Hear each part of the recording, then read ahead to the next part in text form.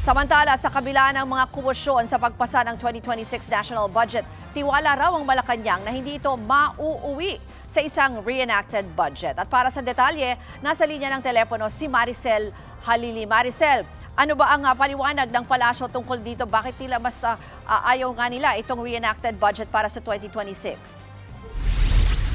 Malinaw yung paliwanag ni Palace Press Officer Undersecretary Claire Castro. Ayaw ni Pangulong Bongbong Marcos na mauwi sa reenacted budget ang pondo natin para sa 2026 dahil pihado raw na maraming mga proyekto ang madi-delay kapag nangyari ito. Sabi ni Jose Castro, tiwala sila na hindi mauuwi sa reenacted budget ang 2026 funding. Ito ay kasunod nga ng nangyaring deadlock sa Bicameral Committee kahapon. Sabi ni Jose Castro, ayaw nilang isipin yung Plan B dahil sa puso at isipan umano ni Pangulong Bongbong Marcos kakayanin na maipasa ang budget para sa susunod na taon. Dapat daw ay pagpursigihan na matapos ito para maipasa ang budget dahil simulat sa poll naman malinaw ang naging pahayag ng Pangulo tungkol doon sa kanyang pagtanggi para sa isang reenacted budget. Samantala, Ruth, masabi ko na rin yung mga inanunsyo ni Jose Castro tungkol doon sa mga bagong appointee. Sa press briefing kasi kanina,